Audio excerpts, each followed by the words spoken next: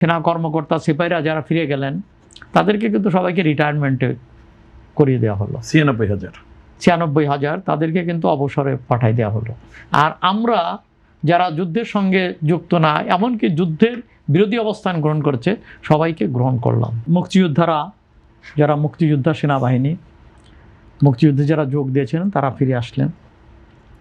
তো পাশাপাশি পাকিস্তান থেকে যারা পাকিস্তানে বন্দী ছিলেন তারাও ফিরে আসলেন। তো এখানে একটা জিনিস হলো, এবং দুটাকে মার্চ করা হলো।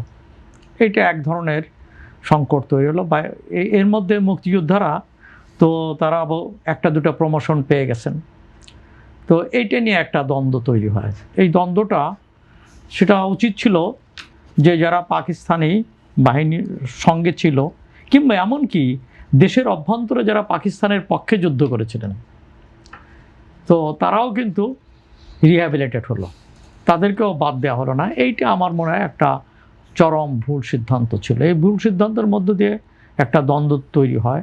এখানে আমি একটু বলি যে 1 লক্ষ প্রায় 1 লক্ষ যে পাকিস্তানি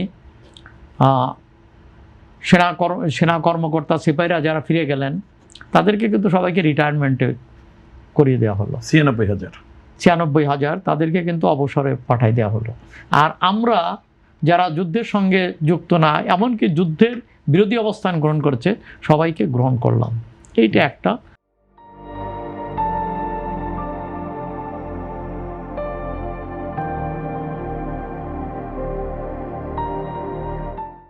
বড় ধরনের সংকট তৈরি করলো। এবং সেই সংকট পরবর্তীতে যে ঘটনাপ্রবাহর মূলেও এটা একটা সংকট হিসাবে কাজ করছে। দ্বিতীয়ত হচ্ছে ব্যক্তির বিষয়টাও একটা বিবেচ্য বিষয়, যে এখানে সেনাবাহিনীতে তখন যেমন জেড ফোর্স, এস ফোর্স এবং কে ফোর্স তো ছিল। খালেদ মোশাররফের কে ফোর্স, জিয়া রহমানের জেড ফোর্স, জিয়া রহমানের নেতৃত্বে, এবং শফিউল্লাহর নেতৃত্বে এস ফোর্স। কিন্তু এখানে বিষয়টা হলো, জিয়া রহমান সিনিয়র ছিলেন, শফিউল্লাহ সাহেবের সিনিয়র ছিলেন, এবং কিন্তু তাকে, এবং মুক্তিযুদ্ধের মধ্যে দিয়ে তার একটা ভাবমূর্তি গড়ে ওঠার পরেও তো তাকে চিফ অফ স্টাফ করা হয় না। এইটা নিয়ে ব্যক্তিগতভাবে জিয়া রহমান কতটুকু ক্ষুব্ধ ছিলেন জানি না, তবে সেনাবাহিনীর মধ্যে বিষয়টা আলোচিত ছিল, খুবই আলোচিত বিষয় ছিল। এবং শফিউল্লাহ সাহেব তার মৃত্যুর কিছুদিন আগে তিনি এটা বলেছেন, মানে পাবলিকলি বলেছেন যে সেই সময় জিয়া রহমান আমাকে চিফ অফ স্টাফ করাটা একটা সমস্যার জন্ম হয়েছিল, এবং উনি বলেছিলেন যে আমাকে এটা করবেন না। কিন্তু তখন ওসমানী সাহেব তো তাকেই চিফ অফ স্টাফ, ওসমানী সাহেব তখন তাকেই চিফ অফ স্টাফের দায়িত্ব গ্রহণ করতে পারেন। তো এই ধরনের অনেক রকম সমস্যা ছিল। এই সমস্যা একটা হয়।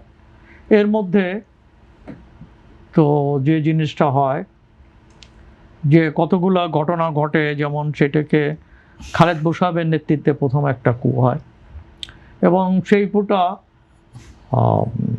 মানে ভারতপন্থী ছিল কিনা আমি জানি না, কেন খালেদ মোশাররফকে কখনো ভারত পুরো ইন্ডিয়ান লোক হিসাবে কখনো তার কথাবার্তা আচরণে কিংবা ওখানে যখন সীমান্তে ছিলেন তখন মনে হয়নি।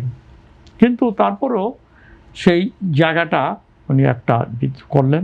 সেই সময় তো জিয়া রহমান সঙ্গত কারণে গৃহবন্দী হয়ে পড়েন, এবং কর্নেল তাহেরের সঙ্গে তার বন্ধুত্ব ছিল, এবং কর্নেল তাহেরের নেতৃত্বে এবং অন্য ফোর্সও তার সঙ্গে একত্রিত হয়। সিপাহীরা তারা একত্রিত হয়ে তারা একটা বিদ্রোহ করে। বিদ্রোহের পরিণতিতে সেই বিদ্রোহে কার কতটুকু ভূমিকা ছিল সেগুলো ইতিহাসে একটা বড় ব্যাপার।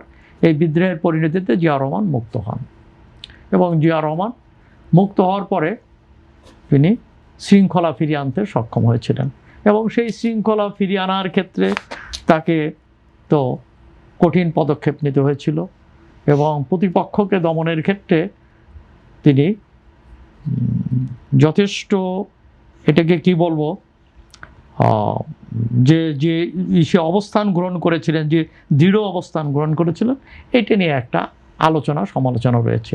সেটা কতটা যৌক্তিক ছিল কি কতটা অযৌক্তিক ছিল, প্রয়োজন ছিল কি প্রয়োজন ছিল না, কর্নেল তাহেরের ফাঁসির প্রয়োজন ছিল কি প্রয়োজন ছিল না, বিচারটা ক্যামেরা ট্রায়ালের দরকার ছিল কি ছিল না, এটা নিয়ে একটা আলোচনা হতে পারে। এটা নিয়ে বাংলাদেশেও ডজন খানিক বই রয়েছে।